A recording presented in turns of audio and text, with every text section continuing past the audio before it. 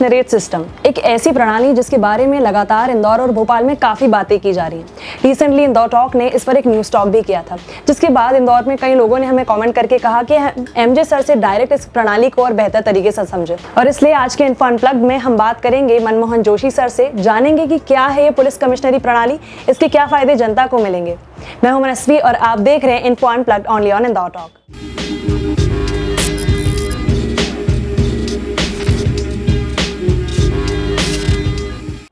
Sir, सबसे पहले आपका बहुत बहुत स्वागत है इंदौर टॉक में। Thank you very much.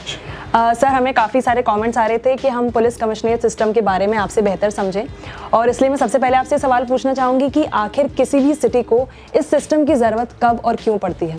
जैसा कि सेक्शन 2M में लिखा हुआ है, स्टेट गवर्नमेंट किसी ऐसे एरिया को जिसकी पॉपुलेशन 1 मिलियन से ज़्यादा हो जाए उसको मेट्रोपॉलिटन एरिया डिक्लेयर कर सकती है। और मेट्रोपॉलिटन एरिया की जब हम बात करते हैं तो उसके बहुत सारे प्रोविजंस हैं।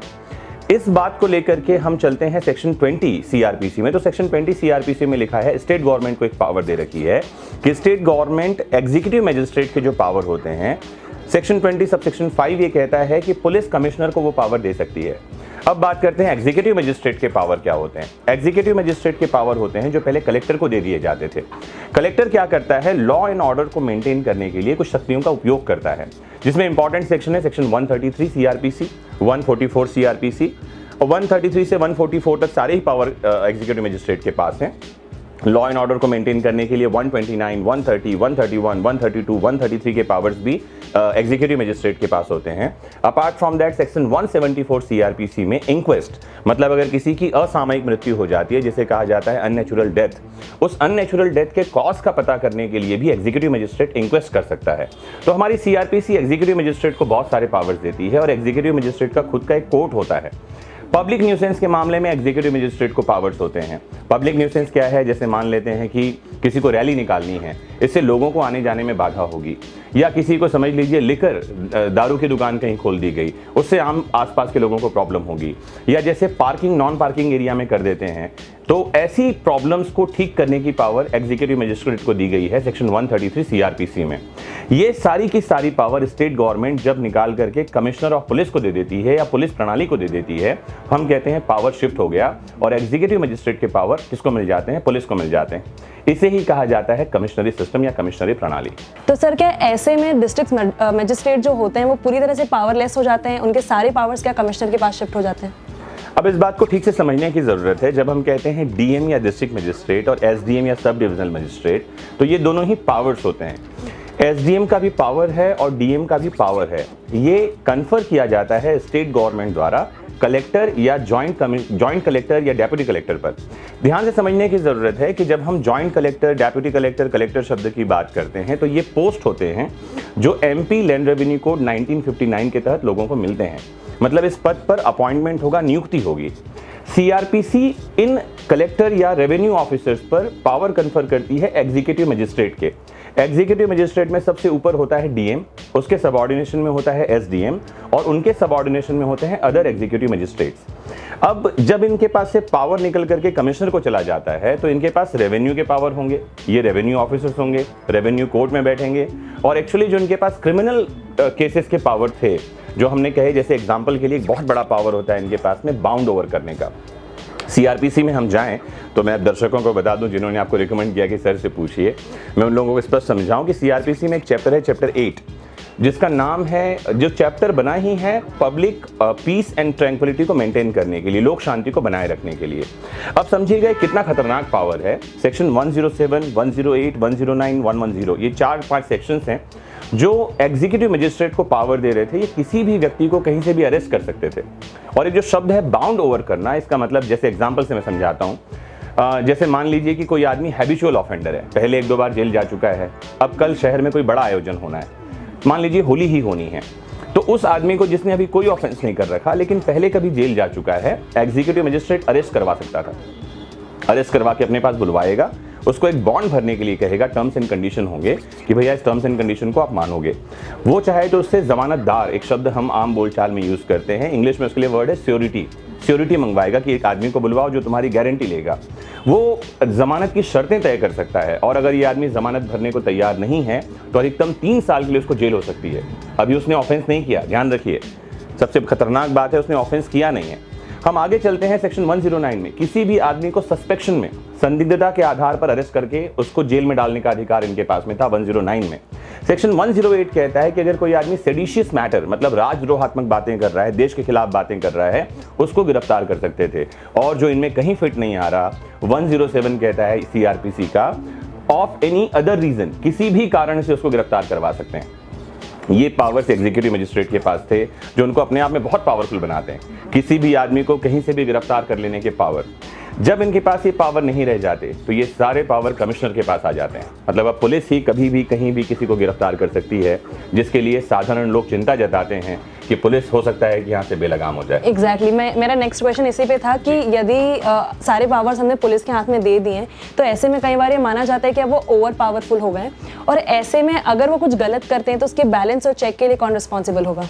अच्छा क्वेश्चन नहीं है। पुलिस ओवर पावर हो नहीं सकती है, पुलिस ओवर पावर हो जाती है। ऐसा हमने कई जगह देखा है पुलिस कमिश्नरी में कि पुलिस जो है अपने पावर्स का गलत उपयोग करने लगती है। इसके दो तरह से चेक एंड बैलेंस हो सकते हैं। एक तो जुडिशरी है, मतलब अगर मान लेते हैं पुलिस ने एक नियम हमारे पास है section 167 CrPC read with section 56, 57, ये कहते हैं कि किसी भी आदमी को अगर अरेस्ट कर लिया गया है, including article 22 of Indian constitution में, वो भी कोट कर दूं, लिखा यह है कि किसी भी आदमी को अरेस्ट किया गया, किसी भी रीजन से अरेस्ट किया गया है तो 24 आवर्स 24 घंटे के भीतर उसको मजिस्ट्रेट के सामने ले जाना होगा। अगर पुलिस ऐसा नहीं करती है तो कोई भी व्यक्ति सीधे हाई कोर्ट और सुप्रीम कोर्ट का दरवाजा खटखटा सकता है। सो जैसे ही हाई कोर्ट और सुप्रीम कोर्ट का दरवाजा खटखटाएगा तो डेफिनेटली उसको रेमेडी मिलेगी, तो जुडिशरी चेक करेगी। दूसरा काम है आप लोगों के पास में, जिसे हम कहते हैं media, social media, print media, क्योंकि मीडिया जो है, प्रेस जो है, ये फोर्थ पिलर है डेमोक्रेसी का। और जैसा कि Sakal papers versus Union of India में सुप्रीम कोर्ट ने कहा है कि मीडिया, प्रेस जो है वो प्रहरी है, तो आपको प्रहरी की तरह काम करना है। कहीं कोई गलत कर रहा होगा तो आवाज़ उठाइए, जनता की आवाज़ बनिए, और मुझे उम्मीद है कि ये चेक एंड बैलेंस का सिस्टम काम करता रहेगा। तो सर क्या ऐसे में कोई ऐसा रास्ता वे आउट नहीं हो सकता कि डीएम और पुलिस कमिश्नर दोनों के पास पावर्स हो, शायद जिसे हम डुअल स्ट्रक्चर या ऐसा कुछ भी कहते हैं? देखिए, ऐसा डुअल स्ट्रक्चर के प्रोविजन तो हो सकते हैं। जैसे एग्जांपल दूं मैं आपको, मैंने जैसे न्यूज़पेपर्स में पढ़ा था, मैंने कंप्लीट ऑर्डर तो नहीं पढ़ा है जो एमपी गवर्नमेंट लेकर आई है, मामा जी की सरकार। मैंने पढ़ा था कि कुछ जो चीज़ें हैं वो अभी कलेक्टर और एसडीएम के पास में कुछ पावर्स रहने दिए गए हैं, सारे पावर्स कमिश्नर को नहीं कन्फर किए गए हैं, तो किया जा सकता है। कुछ चीज़ें उनके पास रहें, कुछ इनके पास रहें, पॉसिबिलिटीज़ हैं। लेकिन सबसे महत्वपूर्ण बात जो मैं आपको बताना चाह रहा हूँ, ये जो बाउंड ओवर करने वाली चीज़ है, मैंने सीआरपीसी के सेक्शन 8 के बारे में बताया, जहां सेक्शन 107, 108, 109, 110 में किसी भी आदमी को अरेस्ट करने के अधिकार पुलिस को दे दिए जाते हैं। तो ऐसा माना जाता है कि पुलिस जो है, एक मुझे जोक याद आया, अगर मुझे अलाउड हो तो मैं सुनाऊं। अलाउड? ऐसा हुआ एक बार कि एक जंगल में एक हाथी भाग रहा था, तो सामने से एक लोमड़ी मिली। वो लोमड़ी उस हाथी को पूछती है, तुम भाग क्यों रहे हो?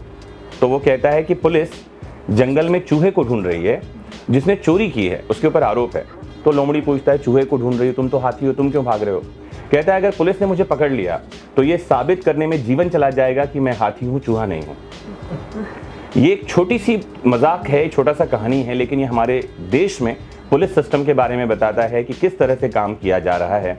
मुझे लगता है कि पुलिस को अपनी छवि बदलने की ज़रूरत है, और इन पावर्स के आ जाने के बाद एमपी पुलिस के पास ये पूरा मौका है कि अपनी छवि को बेहतर करें। जिस तरह से Madhya Pradesh cleanest city of India बन करके उभरा है, उसी तरह से पुलिस की जिम्मेदारी है कि भारत की सबसे अच्छी पुलिस जो पब्लिक वेलफेयर में काम करती है वो बन के उभरे और देश में एक नाम करे कि हाँ, यहाँ की पुलिस सबसे बढ़िया है। सर एंडिंग में मैं आपसे ये कंक्लूजन में पूछना चाहूंगी कि आखिर किस तरह के सीधे फायदे इंदौर के या फिर भोपाल के नागरिकों को इस प्रणाली के आ जाने से होने वाले हैं? देखिए, फिलहाल जब कभी पुलिस कमिश्नर के पास पावर्स होते हैं तो आम नागरिक को फायदा अगर हम कहें तो सिर्फ इतना है कि पुलिस कमिश्नरी प्रणाली में पुलिस अगर ठीक से काम कर लेती है तो अपराधों पर रोक लगाई जा सकेगी। पुलिस का समय बचेगा, क्योंकि वो उनको जो है कलेक्ट्री के चक्कर नहीं लगाने पड़ेंगे। कब पुलिस कमिश्नर पुलिस हायरार्की का ही पार्ट है तो उनकी अवेलेबिलिटी ज़्यादा अच्छे से होगी। तो उम्मीद की जानी चाहिए कि अपराध कम होंगे, उम्मीद की जानी चाहिए कि पब्लिक न्यूसेंस के मामले कम होंगे, उम्मीद की जानी चाहिए कि जैसे अपराधी जो हैबिचुअल ऑफेंडर हैं या सस्पेक्टेड हैं, जिनके द्वारा ऑफेंस किए जाने की पॉसिबिलिटीज़ हैं, उनको पकड़ करके अपराध को होने से रोका जा सकेगा। तो पूरी उम्मीद ये की जानी चाहिए कि पब्लिक वेलफेयर में पुलिस काम करेगी। और जैसा मैंने कहा, वापस से रिपीट कर दूं, एक बढ़िया मौका है मध्य प्रदेश पुलिस के पास में कि पूरे भारत भर में, दुनिया भर में मध्य प्रदेश पुलिस का नाम वो चमका सकें। Thank you so much sir. I hope हमारी जो ऑडियंस है जिन्होंने इतने टाइम से रिक्वेस्ट किया कि हम एमजे सर से इस टॉपिक के बारे में डिस्कशन करें, उन्हें अब सारी चीज़ें क्लियर हो गई होंगी। एक बात मैं कह देना चाहता हूँ कंक्लूजन से पहले, अगर हमारे पुलिस कमिश्नर साहब अगर इस आपके प्रोग्राम को देख रहे हैं, मैंने देखा है बहुत सारे प्रशासनिक अधिकारी आपसे जुड़े हुए हैं, तो उनको शुभकामनाएं देना चाहता हूं कि वो मध्य प्रदेश के पहले पुलिस कमिश्नर बने हैं, हरिनारायण चारी मिश्रा साहब, और उम्मीद करते हैं कि जिस उम्मीद की मैं बात कर रहा हूं उस पर आप और आपकी पूरी टीम खरी उतरेगी, और हम सब पूरी जनता तो आपके साथ हैं ही। मेरी ओर से आपको और आपकी पुलिस टीम को अनेक अनेक शुभकामनाएं। तो आज के इन्फो अनप्लग में हमने बात की एमजे सर से और जाना इंदौर और भोपाल में लागू हुई इस पुलिस कमिश्नरी प्रणाली के बारे में। इसी तरह के और इन्फॉर्मेटिव वीडियोस मैं लेकर आऊंगी आपके लिए इन्फो अनप्लग में। देखते रहिए इंदौर टॉक।